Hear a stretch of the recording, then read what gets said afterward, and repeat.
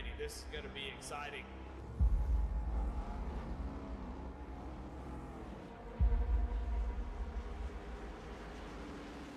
Here they got a car restart zone to go. Green flag is out.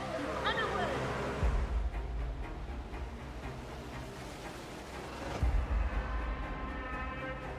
Just a few laps into this. Oh, the 37's getting loose. Oh, and he saves it. Oh, they're going 3 wide.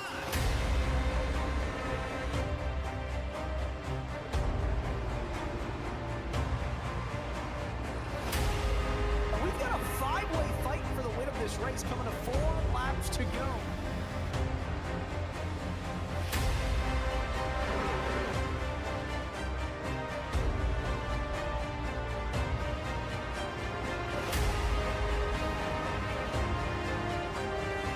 He's gonna win it here in spectacular fashion.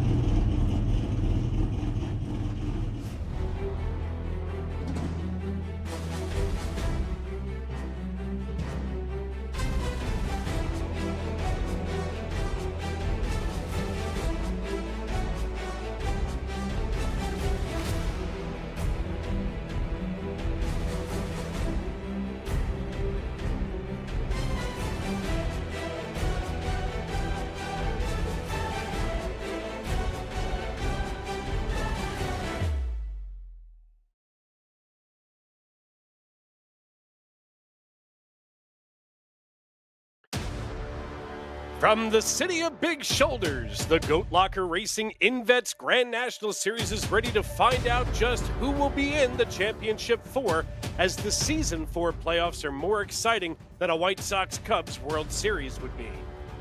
Good evening, everyone, and welcome to the Chicagoland Speedway, a place once thought to be gone forever on the NASCAR schedule until this season. Joseph McWhorter captured the checkered flag last week at Bristol, locking himself into the final showdown at Homestead next Sunday.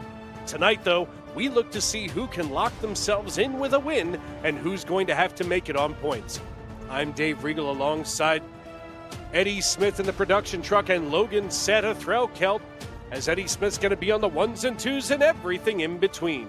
From the green flag to the checkered flag right here on V-Speed. And Logan, what a night it is as we get to settle in here for elimination night. And, all things considered, this season has been wild to watch here in the Goat Locker INVETS Grand National Series. Yeah, it's been a great one to keep up with here, especially in the playoff run. A lot of drama all across the board as we'll take a look at the remaining 7 drivers trying to work their way in here. Of course, McWhorter locked in from last week's win. Whitley, Huber, Burke, Davis, Seagraves, Kinder, and Wallace. And just to throw a little extra spice into the mix, Dave, we've heard from Race Control that if Ken Huber does not take the grid tonight, we will have Barrett Morton stepping in as the 8th driver for that field, and he would be in a must-win situation today. You know what? I mean, I understand that, and as far as I can see right now, Huber, it does not look like has gotten in here unless he's snuck in, but right now timing and scoring not showing him, which does enable the 9 of Barrett Morton to check in, and he's already qualified P2 for the time being. Several drivers not having qualified yet, but I'll tell you what, that's an interesting twist here, especially as we head toward that championship 4. And I've said it all season long, this schedule is built for success. I mean, finishing the year at Homestead, Miami just feels right. Yeah, Homestead is a fantastic place to settle a championship debate. And of course, we want to thank everybody for tuning in tonight and making us a part of your evening. And it looks like tonight's pole winner is going to be Mark Whitley in the 77. He's going to be awarded The Jam Printing and Promotion Pole Award. Since forming in 2013, Jam has contributed printing and promotional sponsorships to more than 60 local nonprofits, with a primary focus on organizations that assist veterans, women, and children. They have been with Goat Locker Racing since the very beginning, local and veteran certified. When they do well, they can do more good in the community. And joining Mark Whitley on the front row is Barrett Morton, who, as you just mentioned, is in a must-win situation. Starting in third position on the inside of row number 2, going to be Trenton Sneed in the 81 and Phoenix, Arizona's very own Jamie Libke in the 16. Starting in fifth, going to be Garrett Kinder with Wesley Burke to his outside in row number 3. And on the inside of row 4, going to be Wyatt Dooling with Judson Curtis starting in 8th. Ninth position and rounding out your starting top 10 is Tyler Rice and Kyle Deerling in the 50-cent piece, rolling off in P10. Back here in the 6th row, it's the 90 of Dave Calvert taking up the 11th starting position next to last week's winner, Joseph McWhorter, the 72 in P12. Behind them is the 1 of Christopher Heiner rolling off next to the 99 of Brandon Wallace. Keep an eye on that driver looking for the Champ 4. In the 15th starting position is the 53 of Tracy Passons next to the 20 of Daryl Whitford. In P17, Kevin Price in the 80 machine rolls off next to the 56 of Benjamin Richards. And inside the top 20 is the 7 of Charles Abert rolling off next to the 18 of Levi McCarty. Starting in 21st, going to be Stefan Davis in the 09, while Stefan Purcell has the Lung Dart diaper machine starting off in 22nd. Brock Price is going to roll off on the inside of row 12 in the 43, while Chuck Pegleg Feltz is going to start back in 24th position. Being scored in 25th is Mark Barcelos, and starting last on the field, if he decides to tonight, going to be Armando Melgoza. It looks like Melgoza and Barcelos choosing not to grid to get this thing started as we get ready to roll here. 100 laps, the scheduled distance around Chicagoland Speedway, and quite a night we have as we take a look at our information. 1.5 miles around this big D-shaped oval. They'll almost never not be turning, with 18 degrees in the turns, 11 degrees on the front. It's a long night of shoulder strain, if you will. Yeah, that there is, especially with the back straight being just as curved there. 100 laps on the board, 45 miles an hour down pit road. Of course, 3 tire sets over the wall available for these drivers. 2 green-white checkered attempts if needed on that 60% fuel with the iRacing fixed setup as always. Trying to keep the field as fair and fast as possible. Yeah, and that's one of the hardest things to do in all of iRacing. Realistically, we see some of these drivers, maybe get a little bit edgy, but that fixed setup is what keeps things level. As the iRacing.com pace car brings us into turns 3 and 4, the lights are off, which means we'll be getting ready to go green flag racing. As these drivers all lined up, they want to check those belts one more time, check the straps on the gloves, and I mean that seriously. As the iRacing.com pace car peels on down pit road, the only thing that's left to do is it's time to wipe the visor and adjust the 5-point harness. Grandma, grab your popcorn, your honey buns, and settle in. Race fans, it's show time. Green flag in the air, off we go at Chicagoland. Mark Whitley with a great jump right off the rip. Barrett Morton having to fight, and there's sideways action behind. It looks like the 16 of Libke. Jamie Libke got all kinds of sideways, and now she's pointing the wrong direction as she brings it to a rest here on the backstretch. She's going to get things corrected, and we're going to head on over to the V-Speed Instant Replay as drivers going to gather themselves back up and try to point, in at least for my estimation, the appropriate direction. Let's check out the replay. It was right here on the drop of the green flag, almost like maybe she money shifted. The rear end of this thing just stepped out. Nope, made it through the gears. Going into turn 1 and rotating out of 2, we're going to see that rear end just come around. There it is. Oof. It's a rough start to the race for Jamie Libke. Oh. Any other time, I'm usually the one that's harping that she gets wrapped up in things that she didn't cause, but tonight it just looked like the 16 over-rotating. Take an onboard look here with the 20 of Daryl Whitford. See all the action just up ahead. Not enough time. Slams right into the 16 machine. Loses the hood. A crumpled front end on that machine. Saw the 56 of Benjamin Richards got into the back of the 04 Wesley Burke. So you have to wonder how Burke is going to be able to manage that damage for the rest of this race. Right there, a solid hit to the left rear of Burke. That could have some serious championship hope implications.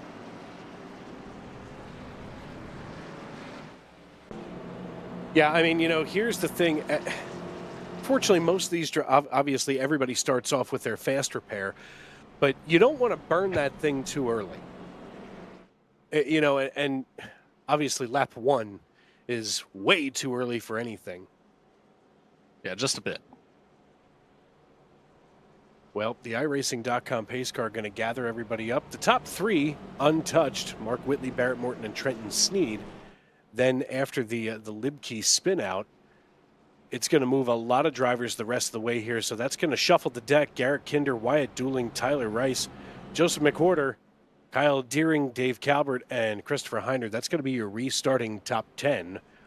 Big mover of the night so far is Stefan Davis in the 09. Up 9 positions, so is Brock Price and Chuck Pegleg Feltz. So a couple of drivers making moves early, taking advantage of the mayhem, if you will. And you know what? Sometimes that is the easiest way to gain positions. We'll see just how well this restart will work in favor for the 9. Mark Whitley was able to control that green flag drop fairly easily. Wesley Burke just barely gets out of pit road in front of the pace car. Trying to get as much damage prepared naturally. That was just over 1 minute in the box. So quite a bit of that damage. I would expect to see 2 to 3 minutes worth on that 04 from that left rear hit, but he'll try to work his best around here at Chicagoland.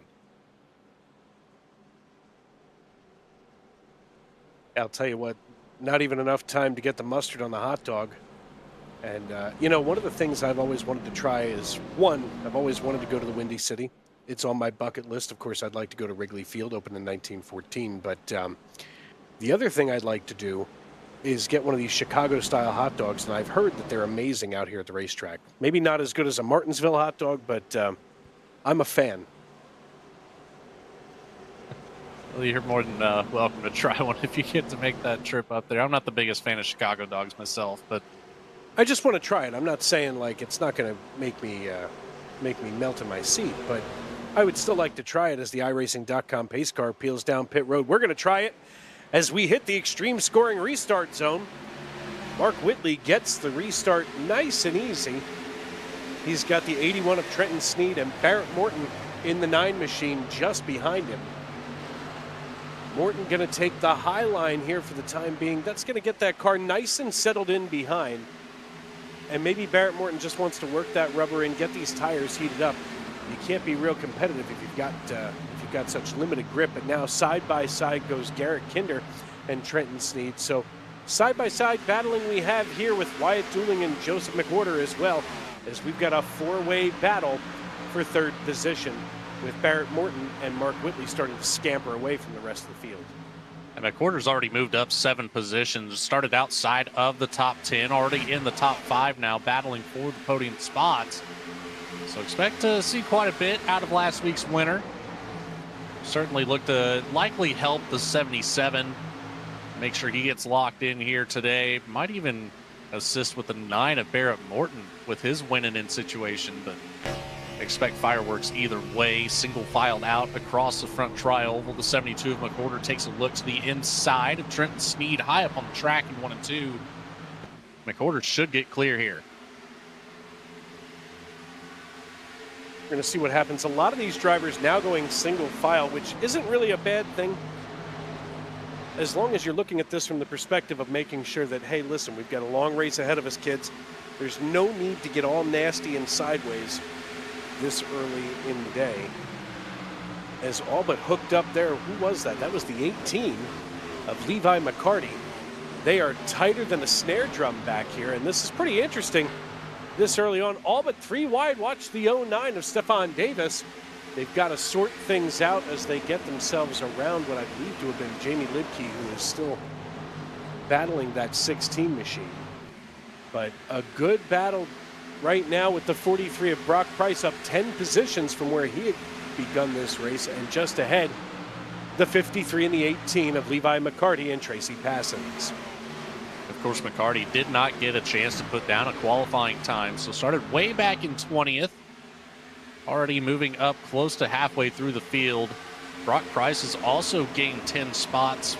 Looks like the 18 and the 43 kind of taking notes from one another, how to get around some of this traffic that they're dealing with right now, as McCarty's taking a look to the outside of Tracy Passons. Gets door to door as they come across the stripe. McCarty will have the advantage on the outside line coming out of turn 2, should get clear of the 53 machine. Brock Price has a decision to make of who to follow.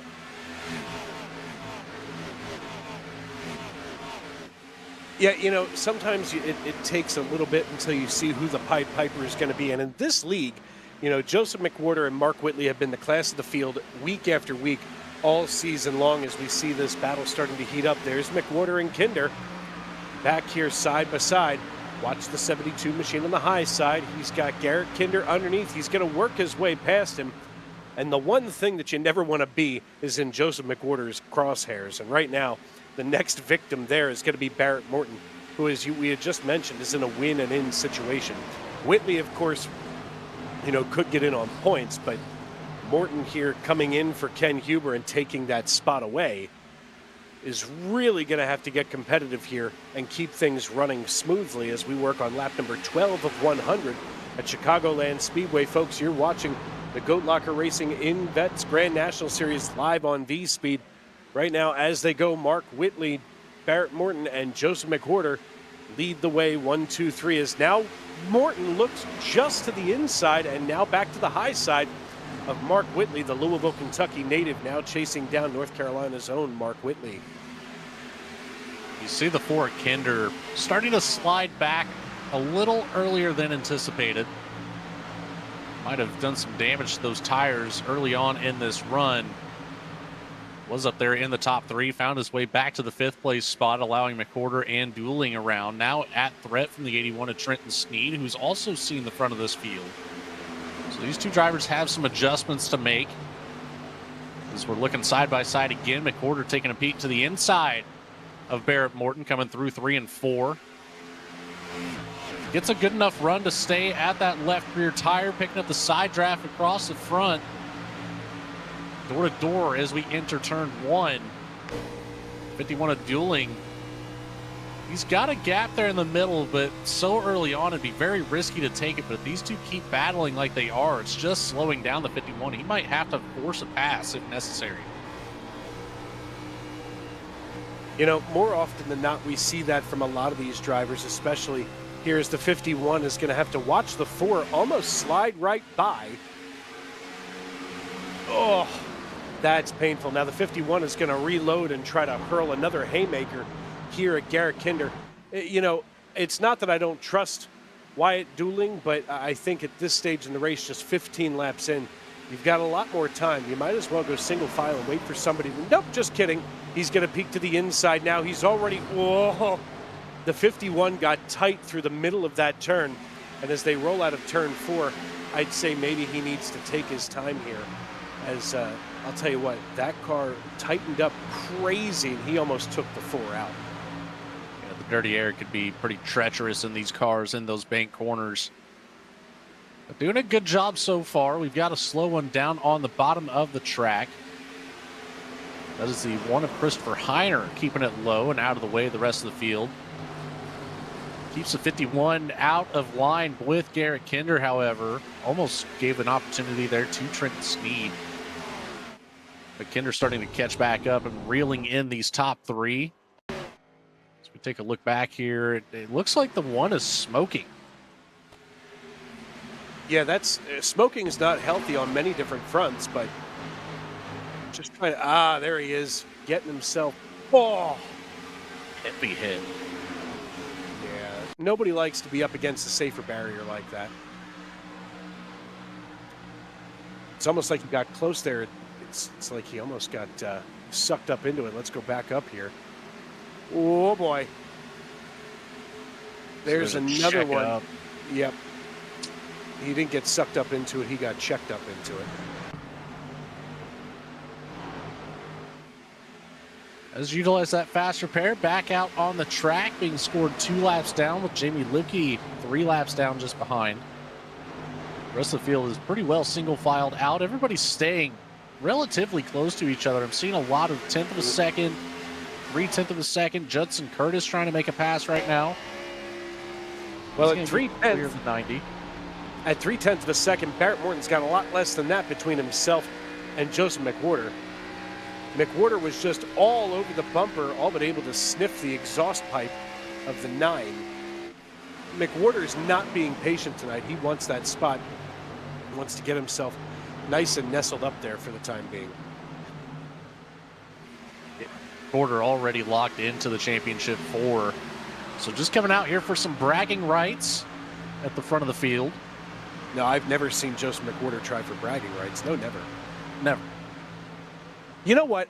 We've talked about this before, but McWhorter is one of those drivers that I feel like intentionally qualifies deep in the field just so he has some type of competition and some kind of traffic to cut through, because he is just dominant at every level of racing that I've seen him in. Speaking of drivers, kind of thinking the same thing back here with Stephon Davis and Levi McCarty. Both of them started 20th and 21st, and they're already inside the top 10. 12 positions gained for both of those drivers. McWhorter has 9 under his belt. Brock Price, he's fallen off just a touch, but he still has 9 positions gained, running P14 at the moment. And Levi McCarty is leading this second group in the field. We've got the top 7 all bunched together from Whitley back to Deering. And McCarty is just ahead of Stephon Davis and company. Curtis, Calvert, Passons, Abert, Price, Wallace, Purcell, Burke trying to mount a comeback after his damage. McWhorter now working his way past Morton for P2. We cut back up here, and Morton just blew the doors off of the 9. Thank goodness those things are welded shut and nice and smooth down the side. Otherwise, he'd have to go chasing after that down in the infield. Barrett Morton now sliding back into P3. It's almost like he pushed a little too hard too soon, because Garrett Kinder's starting to close in on him now, 2/10 of a second behind. Whitley, McWhorter, Morton, and Kinder. Whitley has led every lap so far tonight, as McWhorter has climbed up 10 positions after qualifying P12. Didn't get a chance to talk to any of the drivers pre-race, Dave, but knowing that we have 65% fuel at a 1.5-mile track, we should see pit windows start opening up around lap 35 to 40. If these drivers want to try to split this into thirds, we might see somebody go for a little bit of a overcut, as we would typically see from the 99 machine. I was just taking a look here at Garrett Kinder out of Elk City, Oklahoma. That pretty much explains to me why he's got a Bud Select paint scheme on there. That seems like something they drink in Oklahoma. Side by side right behind him is Dueling and Sneed. The 51 of Wyatt Dueling able to get around. Sneed lost quite a bit of ground. It allowed Kyle Deering to get right up to the back bumper. 51 is trying to get away, catch back up to Garrett Kinder. About a half second between those drivers. The top 4, just a little over a half second between them. 25 laps in the books tonight. I'm guessing we're going to see about 1 green flag pit stop if we stay this way. And if there's anybody who's going to squeeze every drop out of the fuel cell, I'm guessing McWhorter and Whitley at the very least. But Barrett Morton very skilled with that as well. As we look deeper through the field, Brock Price just underneath the 7 of Charles Abert. Abert now in the INVETS number 7. Going to go side by side with the 43, as the 90 almost seems to get out of the way and then dives back down. He's definitely got the 90 dialed in the RC Cola Chevrolet Camaro. Bunch of Chevys all in a row there. The 90, the 7, and the 43 just ahead of the Ford Mustang of Brock Price. Brock Price just waiting for someone to make a mistake. And at a place like Chicagoland, you know, you can really get into a good rhythm at this place, as it looks like maybe he needs to hit the tear off when he comes down pit road next. But 3 wide they go, and wow, the 53 just shoots the gap, and just like that, Tracy Passons is going to trot away with 12th position. What an incredible way to get through there. He just cut through there like a hot knife through butter. Yeah, I think that call came through for 3 wide for Charles Abert and the 43 of Price. They both said no thanks. We're still very early on in this race. 27 laps now on the board, clicking over to lap 28. Contact from McWhorter, upsetting the 77 on corner entry. That was a pretty heavy hit. Listen, as a Flyers fan, I'm watching the Flyers and the Penguins the other night, and they were getting chippy. And that's the kind of rivalry that we have between the 72 and the 77 tonight. They're getting a little chippy down there. And McWhorter just tried to Dale Earnhardt his way around, trying to bump and run. But Mark Whitley keeps the wheel pointed forward as we work here on lap number 28. Take a look at any other battles throughout the field here. While we've got a chance of being single filed out, why don't we say thank you to one of our fantastic sponsors here of Goat Locker Racing, the Indiana Department of Veteran Affairs. The Indiana Department of Veteran Affairs is dedicated to serving those who have served us. They connect Indiana veterans and their families with vital benefits, resources, and support from healthcare and education to housing and employment assistance. Whether you're a veteran or you know one, the IDVA is here to help navigate the journey. A lot of good battles out on the racetrack tonight. The 53 of Tracy Passons now slides back in front of the 90, back further in the field, and it looks like the 92 kind of falling into a little bit of a mess back here in the lung dart machine. There's Chuck Pegleg Phelps. Check this dude's guns out. Chuck Pegleg Phelps has, like, at least for me, looks like he's got a Jedi focus right now as he's going to go side by side with the 92 as the 75 of Chuck Phelps works the inside. He's not blinking either. Maybe he's an alien. He's got to be. They usually don't blink, right? As he's going to slide on past the 92 just behind now. Benjamin Richards watching from behind as the one machine still down a couple of laps here. That's Christopher Heiner. And Heiner's going to have to watch a battle in front of him and behind him as both lap cars, the 16 and the 1, going to stick together here for the time being. Just a little bit further up the road, the battle between Kyle Deering and Judson Curtis. It's been coming in waves here. They were just side by side. Deering was taking a look to the outside. Curtis got a better run off the bottom of 1 and 2. You can see the 50 machine diving in a bit deeper down into the corner, but Curtis is able to flip the script on exit, gets a great drive off. I think that pass is probably settled just by taking an onboard look here with the 50 machine. And like you mentioned earlier, Dave, this place is such a rhythm type of track where you're never really going straight at all. It's curved on the back, it's curved at the front. Of course, a bunch of banking in the corners. This is a constant battle here at Chicagoland. Yeah, this place in Richmond, one of the racetracks that you're almost never not turning as they go side by side for the lead. Watch them go. Joseph McWhorter ready to challenge as he looks to the inside of the 70-70, backs off again. McWhorter never really having to rethink his battle plan. He more so reloads. As now the 9 of Barrett Morton took advantage of that as he wants to creep up just behind him and maybe close some of that gap as we work here on lap number 34. They're side by side behind him again. Morton on the high side again. You know, it's almost like Morton knows that with that solid axle here in the Grand National cars, the B cars, if you will, they don't transition very well from the flat surface of the apron back up onto the banking as well as some of the next-gen cars do. And it looks like Morton's going to hold on to P3 for the time being, but he is working his hands off trying to keep Garrett Kinder behind him. You almost have to wonder, too, at some point, despite being in a must-win situation, if Kinder can mount a gigantic run like he just had, then what do you think about letting him around and battling with the top two? Slow those drivers down, see if you can work your way back around while saving some tire. And then going back at Kinder once you two cycle up to the front of it.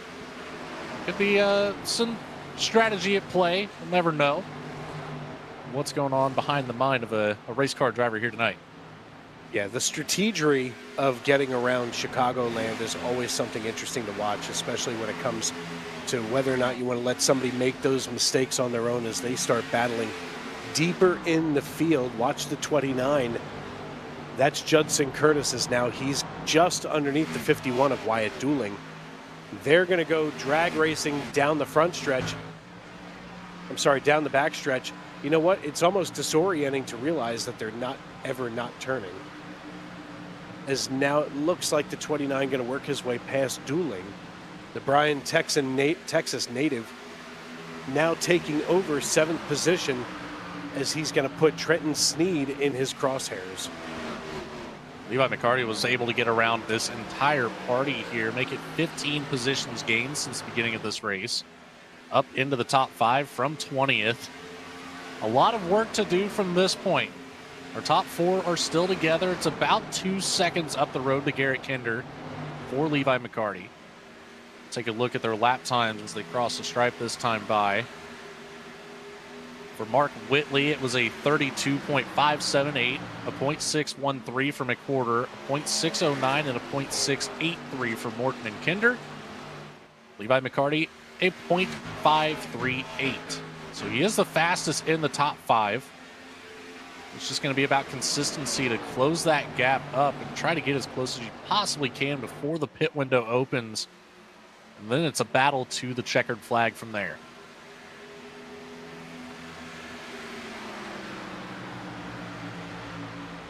Working here on lap number 38, we want to thank our friends over at INVETS.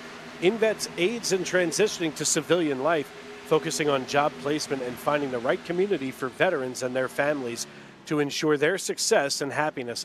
They are a veteran nonprofit in Indiana with the goal of bringing veterans to that state to live and work. And of course, they are the title sponsor, as right now the 99 going to come on down pit road. Brandon Wallace out of Odessa is going to come down for pit service on lap 40. I feel like a few drivers are going to try to stay out to lap 50 and see if they can make this a one-stop race. You know, Chicagoland has always been one of those, and I'm going to jinx it. This is going to be the broadcaster's curse, I feel. It's like talking about a no-hitter during a no-hitter. But, you know, Chicagoland, not known for being a caution fest kind of racetrack.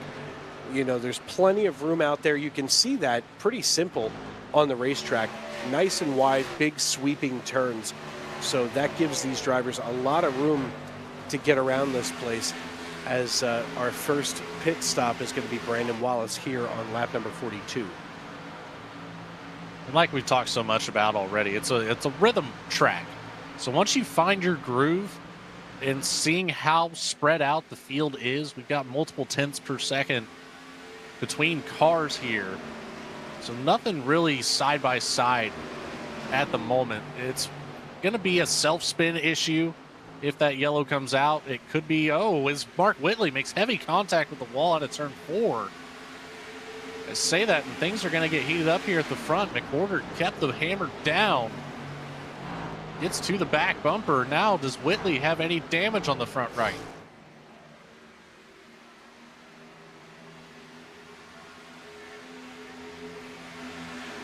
Right now, Mark Whitley just about 2/10 of a second, maybe a little bit more over top, as he last laid down a 32.824, 32.697 for McWhorter. So obviously a little faster for McWhorter. Right now, fast time on the racetrack belonging to McWhorter.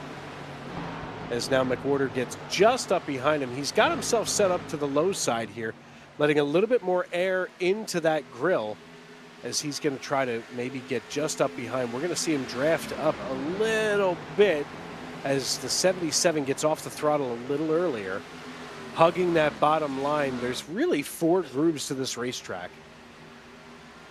It all depends on who can manage it. We see some of these drivers that'll bring it all the way down to the apron. That line still being used across the tri-oval. down into the corners. Who's going for that late apex? Looks like Mark Whitley, one of those drivers going for the later apex. McWhorter didn't really have much of a choice. Set up on the outside of that race car. Has to kind of keep it on the outside unless you pedal it just right to get the crossover, but he's not close enough to really attempt that. As Whitley's picking the speed back up after the contact with the wall. About 5/100ths of a second faster than McWhorter that time. Barrett Morton nearly matching Mark Whitley's pace. Garrett Kinder in the same boat. Levi McCarty still about a half a tenth faster.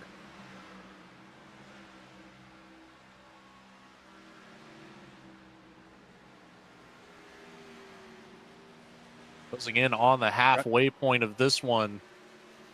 Lap 46 coming out of turn 4. Top 5, Whitley, McWhorter, Morton, Kinder, McCarty. Behind them, it's Curtis, Sneed, Davis, Dooling, and Deering making up the top 10. Not a whole lot going on through the rest of the field. Brock Price, Chuck Phelps have found their way into 15th and 16th, both up 8 positions on the event. We're taking an onboard look here with our second place driver, Joseph McWhorter. Let's have a lap with him. Joseph McWhorter, as he gets just behind the 77, we can see he's pretty relaxed here in the race car, not fighting anything. Most of these drivers spend a lot of time practicing throughout the week, and McWhorter not going to be missing a mark. We're going to see, at least to me, one of the artists of this sport, working his way through the racetrack. And this is one of those drivers where if you were running one of those tutorials on YouTube for how to get around Chicagoland, or really any racetrack on the circuit, as we've seen all season long, Joseph McWhorter is one of the drivers that I think really knows how to hit every mark the same time, the same way, every lap. Morton brings it down. On pit road, Morton is going to come down early. And, when it comes to pit strategy, you either want to be one of the first cars or one of the mid cars. You never want to be the last car. However, if there's anybody that's capable of going from a lap down to leading the race, it's really Whitley and McWhorter. So they're going to elect to keep it out on the track this time by. So Morton will have a bit of an undercut strategy. We'll see just how many laps that goes by. The 4 of Kinder now brings it down out of the top 5. Levi McCarty cycles up into the top 3 with those 2 drivers bringing it down pit road. He's still under fire from Judson Curtis, though. The 29 has not let go of being within about 0.2 of a second of Levi McCarty. As our leaders will continue around the tracks, passing pit road entry once again. McCarty trying to get the drive off the top of the tri-oval all the way down to the apron. Picks up a few mile an hour there doing so, but at the risk of those tires. Like you mentioned earlier, with that solid axle, a tough transition back up to the racing surface. Assens is down pit road as well, so another driver, so is Stefan Purcell. They're going to come down for service, 4 tires and a tank of Go Fast. Pack that fuel cell as tight as you can with fuel. I mean, right now being past the halfway point as woof, the 29 nearly losing the rear end as he almost came down sideways. Mark Whitley continues to be the Pied Piper of Joliet, Illinois in the 77. But we see a couple of drivers now coming down for service. It's Curtis, Calvert, and Dooling. Coming out of pit road is Stefan Purcell in the 92, so the Lung Dart machine back underway. It's been an interesting night here at Chicagoland Speedway. I want to thank everybody for tuning in and making us a part of their evening. Right here on V-Speed, Dave Riegel and Logan Threlkeld with you. I want to thank our friends over at Harpoon Designs, as we have gone caution-free after that initial issue. But at Harpoon Designs, if you need paint, check out Harpoon Design, the undisputed #1 ranked studio on trading paints. When you're hitting the track, you shouldn't just be fast, you should look the part. Celebrating 10 years of elite digital liveries, Harpoon Design has set the industry standard for detail and creativity. Don't settle for a basic scheme, have the best in the business wrap your car. Visit Harpoon Designs on Trading Paints or head over to their website at harpoondesign.com today and join the decade of excellence. Mark Whitley still your race leader as more drivers have opted to come down pit road. Levi McCarty, Chuck Feltz, and Ben Richards, they're all down. Kevin Price coming off of pit road. Christopher Heiner also down pit road. And Joseph McWhorter going to take over the lead as Whitley is down pit road. So McWhorter has stayed out. Trenton Sneed has stayed out. Resting the 55 lap mark on this run. Barrett Morton creeping in just behind our race leader currently as Mark Whitley hits his box. Morton is around Joseph McWhorter, who still elects to stay out. Going to run this one all the way to the end. You've got nothing to lose if you're the driver of the 72. Already locked into that championship race at Homestead next week. Might as well see if you can just pick up another one based off of some strategy and maybe try to practice that strategy making skill for that championship race.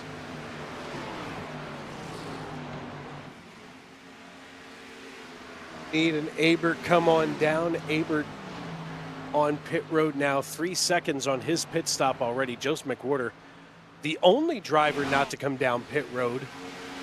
And like I had mentioned before, he's one of those drivers that has managed to figure out how to make that fuel cell last.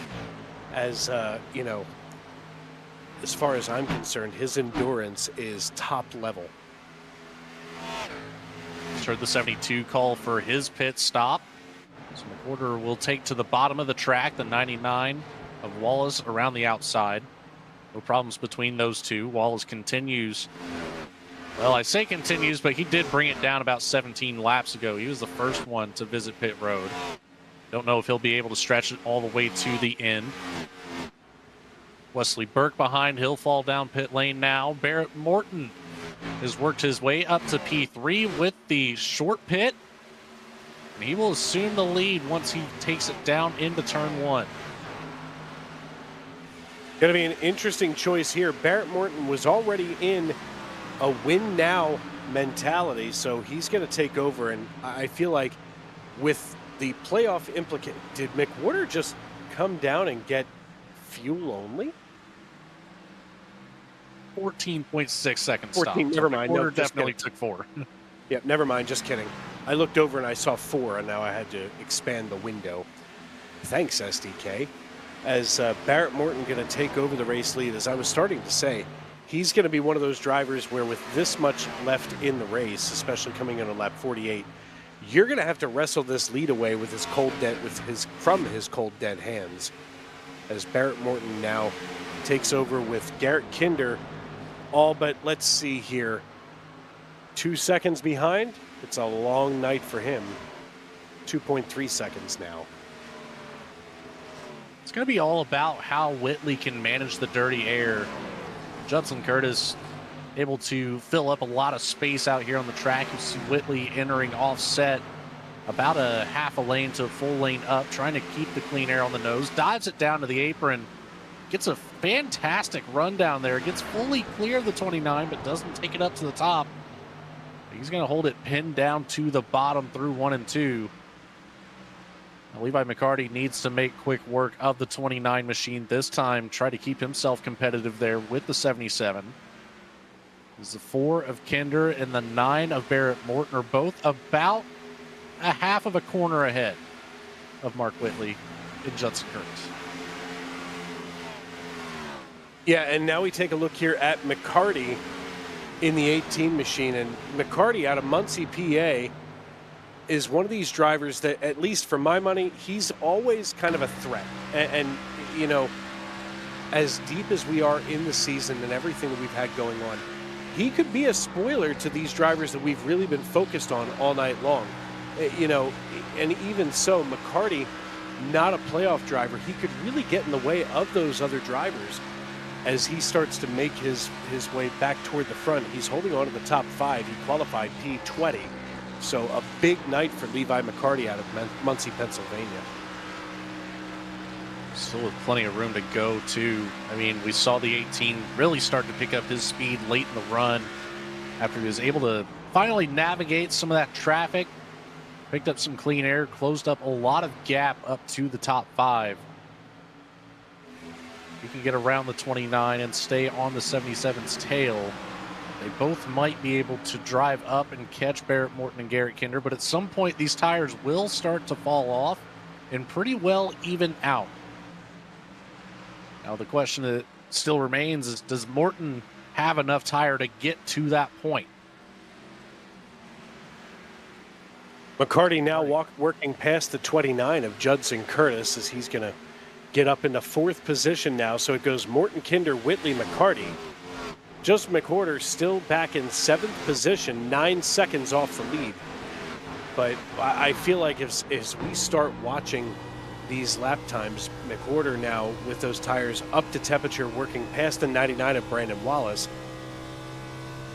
As Wallace out of Odessa going to just basically fade away. You know, and I think that's what makes these drivers in the Goat Locker Racing Series, you know, some of the smartest on the iRacing.com servers. They know that really what they're doing is they're battling it out for 3rd position because drivers like Whitley and McWhorter all season long have been so dominant. But Barrett Morton now, who is in a win-now situation, he's the one who I'd be most afraid of. He's going to have to make that 9 4 wide to hold everybody off as we still ride on board here going down the backstretch.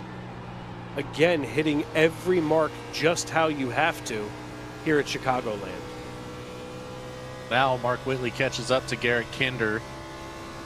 How long will the 4 machine be able to hold back the 77? Will that be enough time for McCarty to start creeping up a little bit closer? As we go 2 by 2 here through 1 and 2. 77 makes way through the bottom with ease, clears the 4 of Kinder, and is back on the fast track to catch up to the 9 of Barrett Morton for the race lead. Yeah, he has quickly closed that gap to 1.5 seconds, has Whitley. Garrett Kinder, though, not far off as the Elk City, Oklahoma native chases down the double natural of Mark Whitley. Morton, Whitley, and Kinder. And, you know, you talked about it earlier, sometimes as a driver behind, you want to let those guys duke it out ahead of you, wait till that slows them down, and all of a sudden you're able to reel them in like a good fish there on ESPN on a Saturday morning. Well, that is certainly an analogy. You can't possibly be that young that you don't remember watching competitive bass fishing. That's good fish on ESPN on a Saturday morning. Can't say I spent too much time doing that, but I'll take your word for it. I mean, for those of us that live and die by the SportsCenter schedule, that was always Saturday morning's thing on ESPN when they had nothing to play. Fair enough.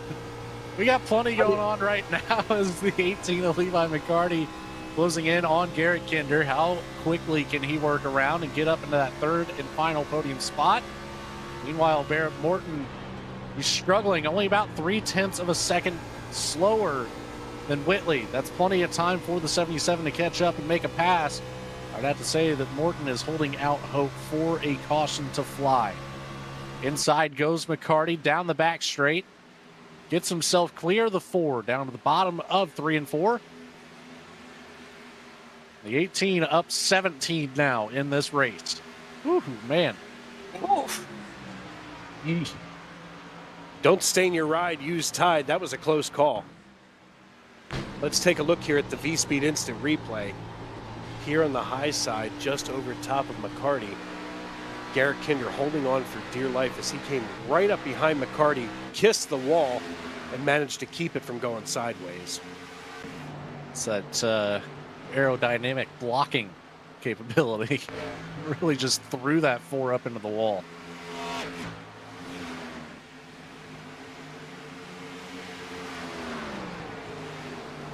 Whitley has caught up to Barrett Morton.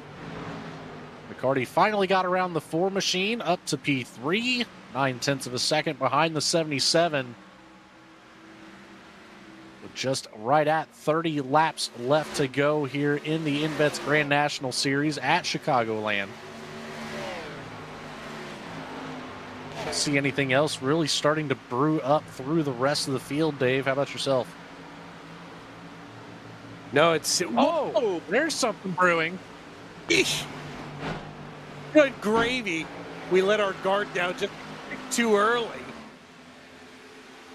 I feel like Whitley just wanted to remind him that he was in the neighborhood. He did that.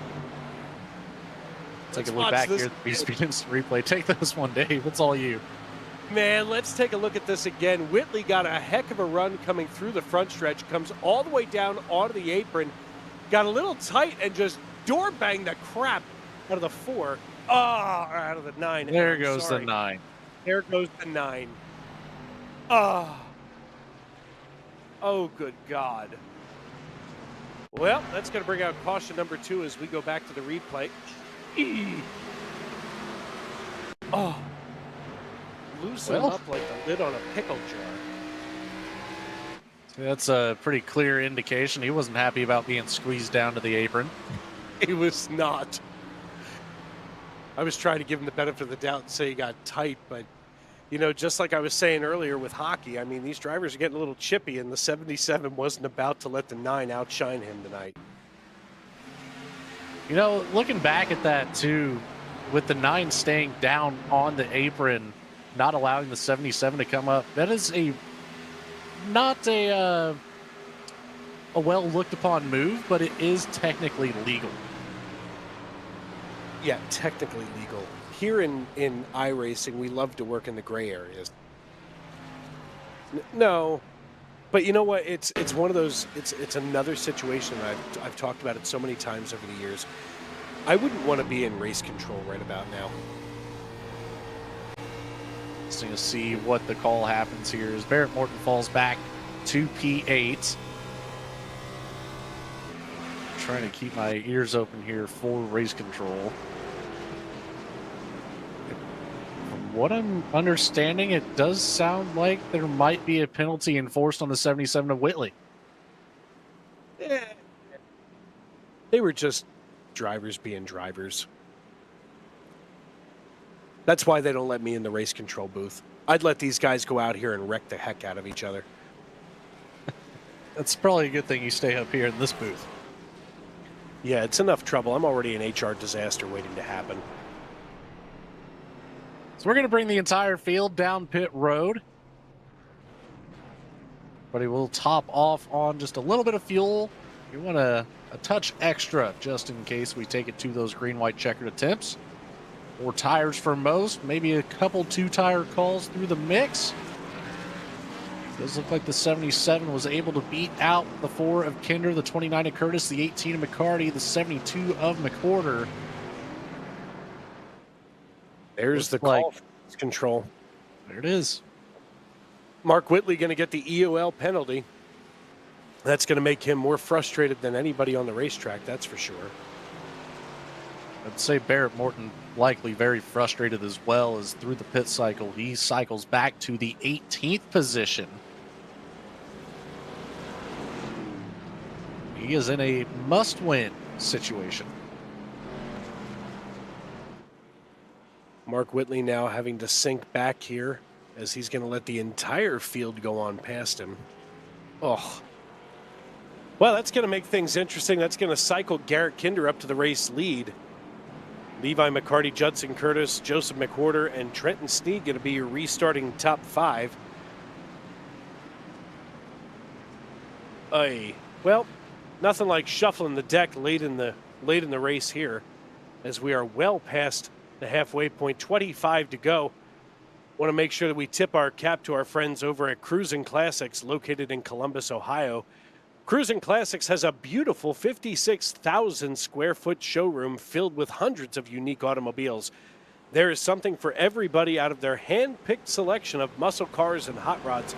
Come on down to visit the facility today and check out their website at cruisingclassicsinc.com. And I did put that on my bucket list. I'd like to make a trip out to Canton, Ohio, and since I'm going to be in the neighborhood, we'll head on down to Columbus this summer. When in Rome or Ohio. Or Ohio. There's nothing else in Ohio besides, football. At least for me. I'd like a chance to go out and see Troy Aikman's bust in Canton. I haven't been there since before he was inducted into the Hall of Fame.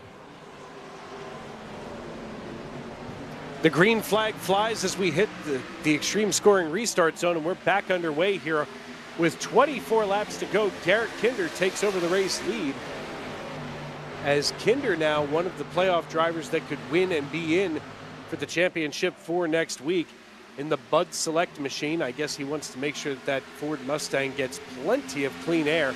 But Levi McCarty is hot in pursuit as now McCarty gets underneath. He's not in the round of 8, but he could make things real complicated points-wise to see what happens as we work deeper into the night here just outside the great city of Chicago. It's 3 wide back at the back of the field, at least momentarily it was. Barrett Morton on the move up through. Wyatt Dueling, Dave Calvert, they were all 3 wide offset. Looks like the 56 of Richards has a little bit of an issue down at the bottom of the track. But the Hornet's Nest is right here. The 51 making a move to the inside, gets the nose just there. You see a little bit of arrow loose situation there for Barrett Morton. He'll back it down. It's going to allow the 51 to have a nice drive through the inside, crossing the start-finish line. Just ahead as we dive down into turns 1 and 2. There goes the 77 trying to take a look as well. Battle here for the lead as Garrett Kinder and Levi McCarty going at it, and Joseph McWhorter now getting into the mix. Barrett Morton now with the 77 just underneath after getting the EOL. Morton having to let the 77 in front of him. I guess that's a situation where they've already danced once. Maybe they don't want to be partners again as the 77 works his way behind him, or in front of him, I'm sorry, and now puts Wyatt Dueling in the crosshairs. Dueling going to have to duel it out with McCarty. I'm sorry, Whitley. As Whitley going to go side by side with him, dive to the inside now. Whitley gets past the 51. And the 51 kisses the wall. And now Whitley going to go down onto the apron. He's going to use that extra speed to drift up in front of the 51 and extend his lead over Wyatt Dueling. Meanwhile, McWhorter and Kinder are still side by side coming out of turn 2. McWhorter just barely has the front bumper to that left rear tire. Has a great dive down into turn 3. Pushes up the track. The 4 crosses him over down to the apron. Kinder gets it back ahead at the line. Here comes Levi McCarty. These two are going to battle side by side for that race lead. That's going to allow the 18 to sneak into this picture. Where will McCarty go? As McWhorter gets a great run down the back straight. The 4 on the inside. Taking it down to the bottom, but not clear of the 72. They both start to push up the track. Contact. Still side by side. This is racing at its finest. Right now, the 4 of Garrett Kinder in a 3-way battle. Whoa! Watch the 72 getting a run over top of him. All of a sudden, Joseph McWhorter out of St. Robert gets the run over top of the 4. And now Garrett Kinder can only look from behind and be disgusted with himself as now the 29 of Judson Curtis has to parallel park at more than 170 miles per hour between the 18 and the 4. I'll tell you what, there's nobody more frustrated right now than Garrett Kinder. As just at the right time, Joseph McWhorter got that run to get around him for the race lead. Now that dirty air is going to be wreaking havoc on the 4 machine. As you can see, the gap starting to widen. 29 of Judson Curtis just close enough to keep some dirty air up underneath the spoiler of Garrett Kinder, and that's going to create a slightly loose condition in most cases. But having no clean air on the nose is really hurting Kinder's drive right now.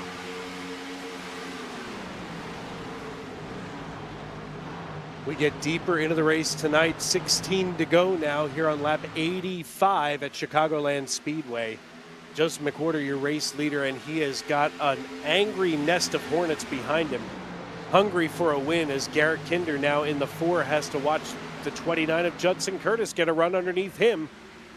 Curtis starts to wash up the racetrack, nearly able to poke his eyes out through the window net.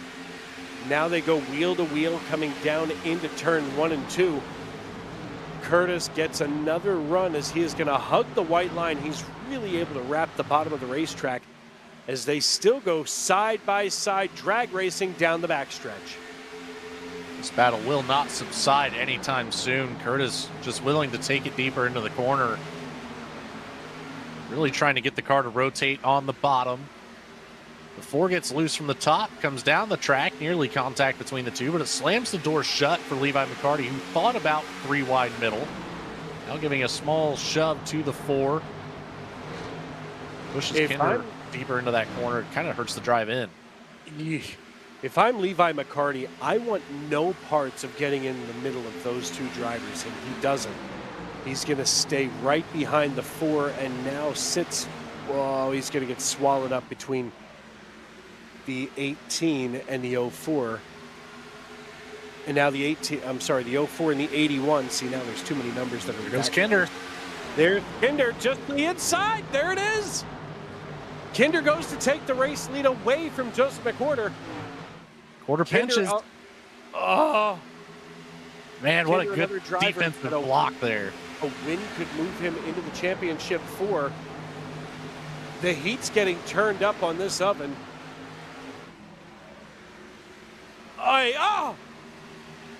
Kinds of loose. Everything up. Oh, that's going to allow McWhorter to start to scamper away from the 29 of Judson Curtis. The 18 still pleading for a way to get by. Now trapped up top by the 04 of Wesley Burke. Still stuck behind the 4. Kinder gave him a look to the outside, but not enough of an opening there. Not enough speed for the 18 as Wesley Burke hugging tight down to the bottom. Was clear momentarily, but not clear enough to slide in between Kinder. More contact. Burke keeps the 18 up on the racing surface. That's going to allow the 81 of Trenton Sneed through the inside. Mark Whitley starting to get closer to this battle as well. Here he comes. Live scoring right now puts McWhorter, Whitley, Burke, and Kinder up on top of the pile. Brandon Wallace and Stefan Davis on the bubble. But Brandon Wallace, the next driver that could have made it up there. Oh, there goes the 4 past the 04. And now the 4 of Garrett Kinder going to be able to work his way on by. This is one heck of a development now as we work with 10 to go. Just a dime piece left and a battle for the lead as Judson Curtis looks to make it interesting. Kinder doesn't need to win, but he needs to be careful. Certainly doing his part of keeping it interesting, tight to the 72, but McWhorter again with a better drive off, using that top line speed, drops it down to the apron. Oh, whoa! Up. 3 wide, what a sandwich it is now with the 29, the meet between the 4 and the 04.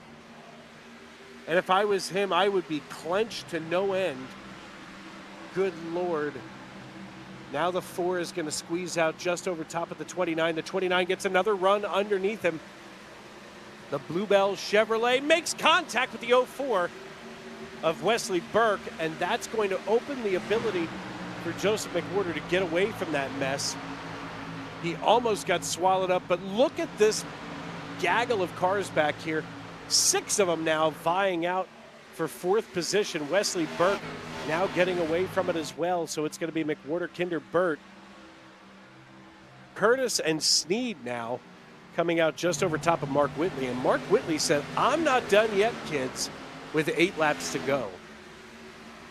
Worked his way back up here to the battle for the top 5. See the 18 drop it down behind the 81 of Sneed. Side by side for P2, Kinder on the outside, Burke on the inside. Curtis by himself in P4. 3 wide offset behind him is Sneed.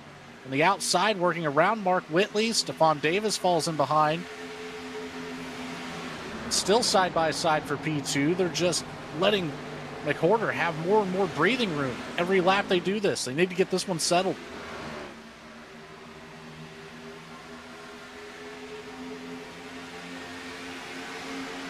You would think by this point of the season that some of these drivers would have a little bit more patience, but you know, with just 6 laps to go, the patience is out, and so is the 04 and the 4 just ahead of the 29 of Judson Curtis.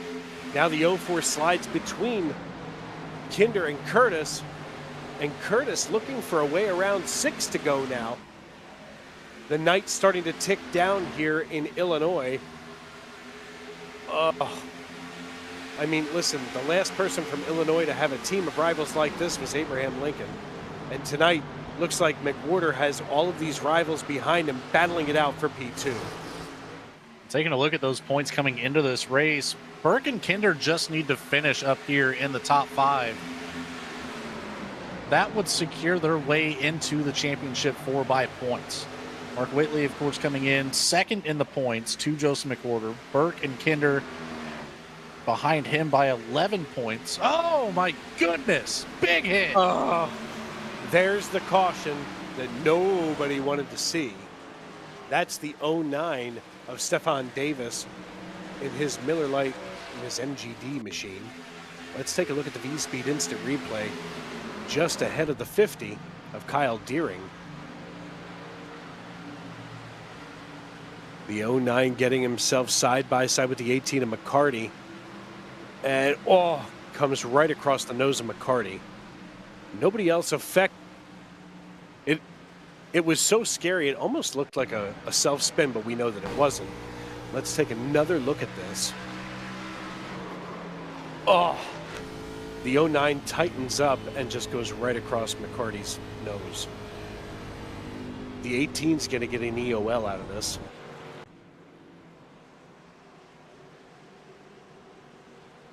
Who's going to come down? Who's not? Everybody has decided they're going to make. There they are. But that top 5 going to stay out. Everybody else going to come down pit road. They're banking on needing those fresh tires for a green-white checker attempt as we are 4 to go. That's going to trigger a natural green-white checker tonight. So that's going to add an extra chance for these drivers to do this right and get to the end. I would expect to see some 2-tire calls from some of these drivers. Try to jump the field, gain a couple more spots. Well, and 2 tires is going to loosen up the race car. And you know what? Loose is fast, last I checked. There it is. Morton takes 2, and he cycles out to P9. Looks like everybody else will take 4. I think Brendan Wallace actually decided to take 2 as well. Yeah, but the driver that most matters, at least in that cycle, is going to be Morton. And I mean, you know what? At this point, you got to go all in. You've got to go out there. Look, if I was him, I'm all in. Let's go, baby. Try to gain a couple spots on this restart and maybe even hope for something to happen before that white flag waves you're not involved in.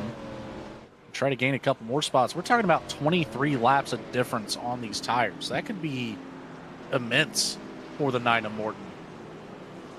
He's not in a bad spot here, Dave. No, but McWhorter here, he's going to be up to his non-existent muffler in crisis because that top 5 is something special. I mean, really, it's basically that top 9, top 8, that's going to have to deal with all of those hungry drivers behind them. Looks like we will be getting the green-white checker. The iRacing.com pace car lights are out. What that means, folks, is that when we take the green flag, we will race around back to the white flag. If a caution should come out between the waving of the between the waving of the green flag and the white flag, we will rack them, stack them, and do it all over again. And we're going to have one opportunity to do that beyond this time.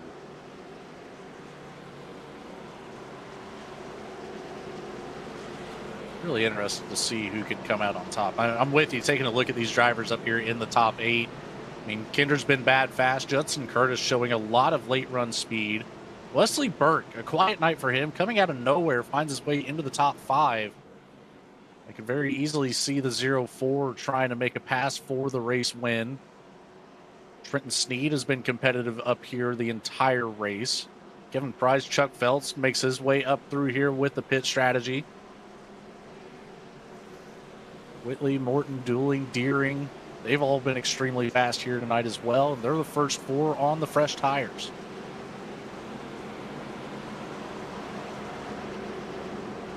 These car lights are out. We'll go one more parade lap as everybody's going to have to get side by side and go 2 by 2.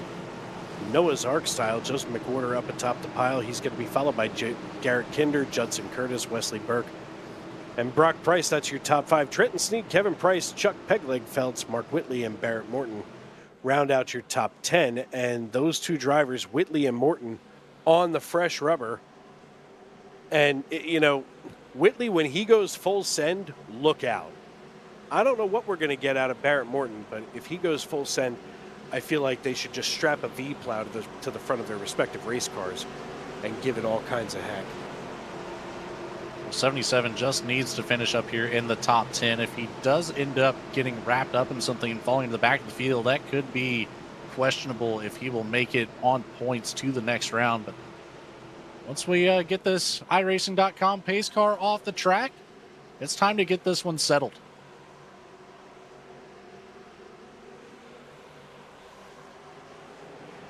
The green flag flies. NASCAR overtime is engaged. And Joseph McWhorter doesn't really get the jump that we've seen him get, as he and Garrett Kinder are deadlocked here for the lead, essentially, as Kinder is going to get a little bit of help from behind with the 04. He starts to tighten up and get just alongside the 72. Now the 72 getting another run down into turn 3. They're coming back around looking for the white flag. Dueling it out they go. Garrett Kinder gets an edge. Here comes Morton as well, coming up into 5th position. The white flag waves, and we're racing back to checkers. Garrett Kinder has been a troublesome truck all night long as he gets that that Ford Mustang just behind the 72. The 29 of Judson Curtis gets in the mark.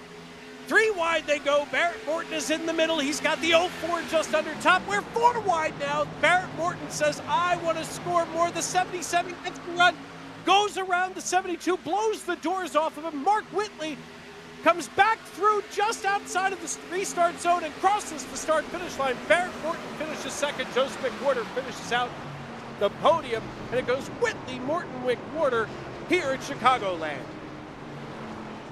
Man, if Morton just had about 2 more car lengths over Mark Whitley entering turn 3, the 77 did a great job to keep the nose to the inside, opened up the door, stepped right through it.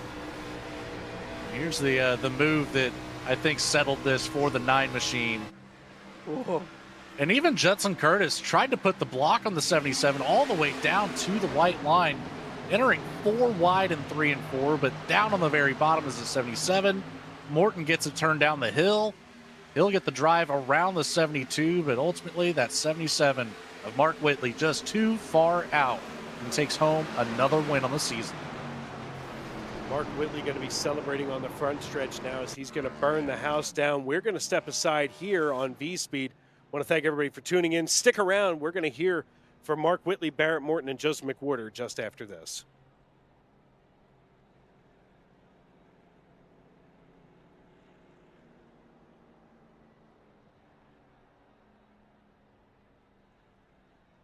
Superior quality, ultimate protection, and the highest level of craftsmanship.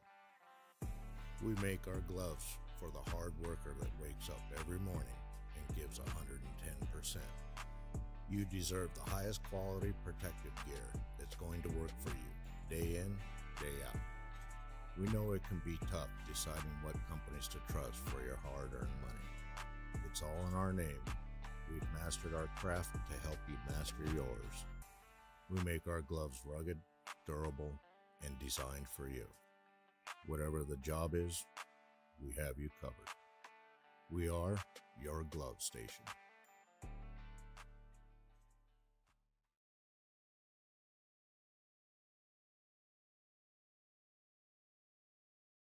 A thriving job market and low cost of living, plus a wide range of veteran benefits, make Indiana the perfect place for veterans of the United States military to call home. INVETS can help you find that home. We're an organization started by veterans to help former service members transition to civilian life in our state.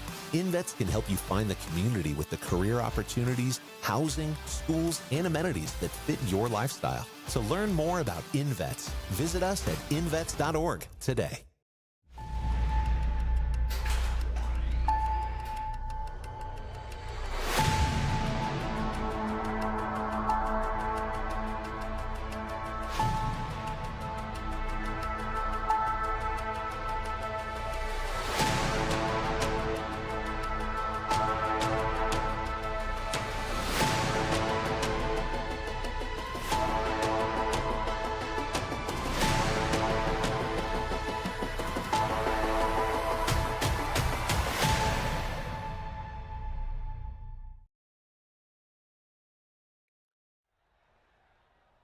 Welcome back to Chicagoland Speedway, and what a finish we had tonight in NASCAR overtime, where Mark Whitley punches his ticket to the Championship 4. He's going to join Barrett Morton, Joseph McWhorter, and Garrett Kinder as they're going to duke it out at Homestead, Miami. Let's take a look at those race results. We just mentioned the top 4.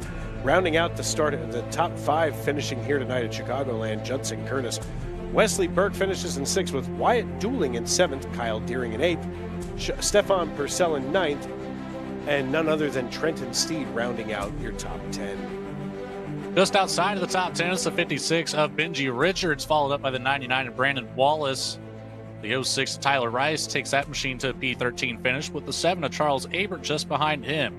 Chuck Pegleg Phelps finds his way up to 15th, 9 positions gained for the 75. The 20 of Darrell Whitford will finish out in 16th, with the 80 of Kevin Price, the 09 of Stephon Davis, the 43 of Brock Price, and the 53 of Tracy Passons, rounding out the top 20. Finishing in 21st is Heiner, and then he's followed by Jamie Lipke, Levi McCarty, Dave Calvert, Melgosa, and Barcelos. And Barcelos not taking the start tonight, so he's going to finish dead last on the field. But let's take a quick minute here and chat with our race winner, Mark Whitley. Hey, Mark, it's Dave up in the broadcast booth. You got a copy? Yep, gotcha. Buddy, what a finish you had here at the end of this piece. I mean, restarting deeper in the field than you would have liked to have been. You go 4 wide and come out the cream on top. How does that feel for you? It feels really, really, really good. That's all I'm going to say. Yeah, I mean, all things considered, you wound up having yourself just a red letter night. I mean, as we get ready to turn our attention to Homestead, Miami, and the Championship 4, what's going to be your mindset besides everybody get out of my way, I'm a freight train? Hopefully, just take it easy. Try to run as close to the front as we can. Hope to not get caught up in anybody else's mess. Just one of those things. Just control what you can control, and hope everything you can't control doesn't mess with you too bad. Yeah, not getting caught up in anybody's mess is always the key here on the iRacing.com servers, but you've managed to do that pretty well throughout the season. So before we cut you loose and before we turn our attention to Homestead for you, who do you need to thank and who helped you get it done tonight on the 77? Yeah, all the league sponsors here, Lincoln Tech, Save 22, Indiana Department of Veteran Affairs, Alexander's PCs, INVETS, ATYL, trying to think if I'm missing anybody. All my personal sponsors, Brantley over at Harpoon Design. He does awesome work, giving these awesome paint jobs week in and week out. Jawa.gg, they're the best online gaming marketplace out there. So if you need a new upgrade or a new computer install, they got you covered over there. And then Darrell, shout out to him. He was my sub spotter there at the end of the race. I appreciate him. He was helping me get through traffic, and I think he deserves a beer after this one because he's working overtime up there. At least one beer. That's the least you could do for him. So congratulations tonight, and we will see you next week in the Championship 4 at Homestead, Miami. Thanks, guys. And Logan, I believe you have with you now Barrett Morton, driver the number 9. Yeah, we've got Barrett Morton down here for his P2 finish. Just coming into this race with a curveball thrown in your direction, Barrett. Yeah, after last week's race, we were under the understanding that you weren't competing for the championship 4. Things changed. Here you were in a must-win situation. Tell me a little bit about the race. How did the strategy start out for you? And then we'll move into the final laps. Yeah, so Joseph informed me that I would be in the top, be running for the top 4 now or in the playoffs, which that's fine. It is what it is. I hate it for forgot who it was I was replacing. And in reality, I didn't make the top 8 just from at 1 point or something. So I wasn't too mad about it. I really like running the series, so I was gonna still come out here and try to win either way.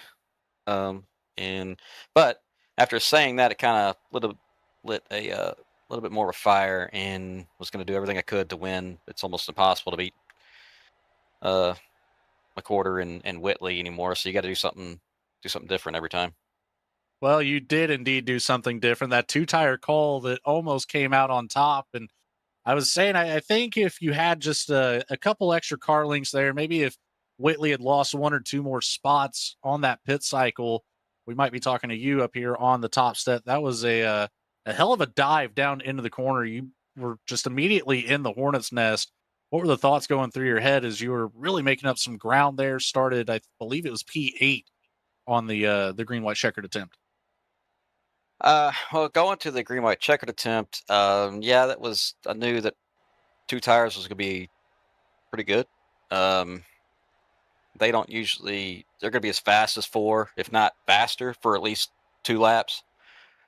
And going back and looking at the replay, I wish on the last going into turn 3, I would have forced the issue on Curtis. I didn't know he was going to yield the spot. I thought he would have blocked me, and I was like, crap, I'm going to need, and I thought he would have blocked the 77, but he let him have the line going into 3, so that kind of sealed my fate there. But man, what a crazy race from my point of view. Even up front, just watching all the craziness, the bumping and banging and stuff. That whole ordeal in the front stretch, we got spuns because I pinned Whitley in the apron. I don't have to let him up. He was a lot faster than me. Could have went to the high side. And he doored me. And when that happened, it damaged my front end. So coming off of 4, the next time around, I didn't have the speed. It was really tight.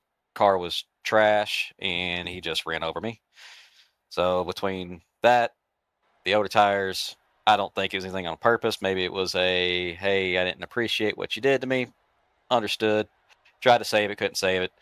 So then we both had to fight from the back, which was very interesting in itself. So he still won the race. Congrats to him. He's extremely fast at these tracks. So I don't know. I'm going to show up next week and try to be a spoiler and win that one. Hey, there you go. Love to hear that. Barrett Morgan, congratulations on P2. A very strong run to the end. The championship dreams just falling short by 1 place. Who do you have to say thanks to for your success tonight? Jam Printing and Promotions, V Speed, Alexander PCs, PTR Simulators, Cruising Classics, INVETS. You guys over at V Speed, y'all do a heck of a job. And then all my Bandits teammates, Brandon Wallace, Garrett Kinder, seeing that he made the top 4, so congrats to him. Yeah, I don't even know who else was in my race. Steph Purcell. But we had a good time in the chat tonight, and definitely a fun race, and look forward to running next week. Well, congratulations once again, Barrett. Thank you for your time. We'll see you next week at Homestead. See if you can play spoiler for a championship race. All right, thanks, Santa. Dave, I believe you've caught up with our 3rd place finisher now. The 72 of Joseph McWhorter should be joining us up here in the booth. Yeah, Joseph McWhorter, Dave Regal up in the broadcast booth. You got a copy? Yep. Buddy, listen, great finish tonight. I mean, you came up 9 positions overall to finish in 3rd. And of course, your ticket to Homestead was already punched. But I mean, what a battle in this last lap. Yeah, just wasn't sure on which one was going to be the right call. Either to pit or not to pit. I think it would have worked out to. I think I would have made it and won the race, but I got a shot from the 4 going into the corner, and it just all 3 or 4 of us that were behind me like all stacked up, and it just opened the bottom. Um, so because I was going to try and cover the bottom going into the corner, um, but that little just I mean it was a very slight little bump, and it just kind of got the car just kind of unbalanced over the bumps and shot up the racetrack. So Uh, man, it's disappointing to have such a good race there at the end ruined by a late race yellow. I felt like we had a really, really good battle for those, from first all the way back to like what eighth or whatever it was. We were all just right on top of each other. So, um, yeah, man, I hate whenever it's these damned if you do, damned if you don't decisions. Yeah, sometimes those decisions, especially late in the race, you've got one shot, you've got one choice that you can make, and you just think I could flip a coin and go either way on this finish. But needless to say, you're still going to go to that championship for next week in Homestead. What's the mindset of a driver like you, going in there? Just strap a V plow to the front of the car, or is there something more surgical that's got to happen? No, so with the recent update, well, 2 things. One, track position is going to be key because with the recent update to the B car, and you saw it tonight, is they've basically put like next gen aero on this car, and you're having aero blowouts like you would see in a next gen. So, um, next week's gonna be really key about starting position, and then on top of that, you're gonna have to be real careful because the track is extremely, extremely loose. I was helping some of the guys at Outlier work on the pro setup whenever Road to Pro was there. So you're gonna have to just be perfect all night long during the race and run a very specific line the whole night. So it's gonna be challenging next weekend.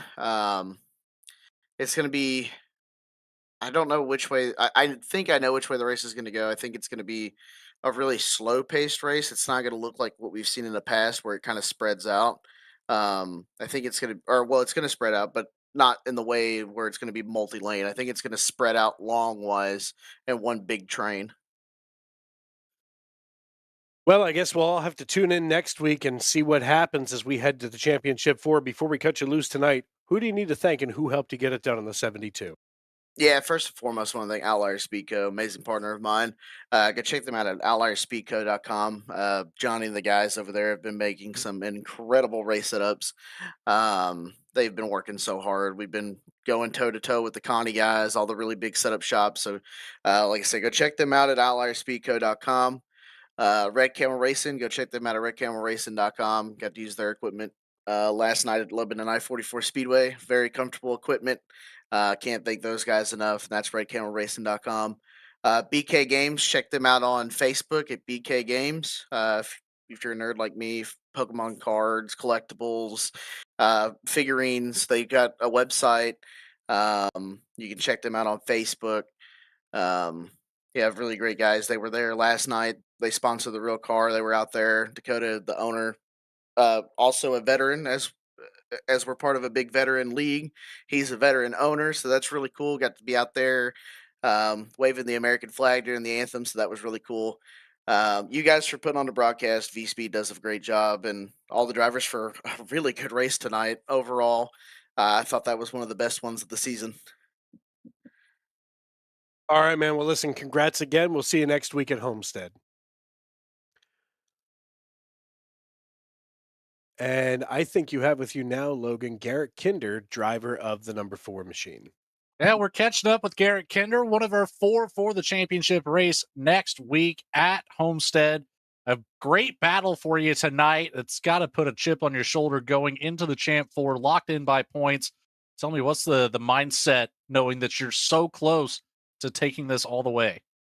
Yeah, since the start of the season, we've been, I think, pretty consistently building momentum. So it's been quite enjoyable, and to get up to actually lead some laps, have some fun, do some door banging with the guys up front. It was a good time. Definitely gives me a little boost going into Homestead. I like that track, but I imagine that all the other Final Four like that track too. So I look forward to having a good time and just hard racing.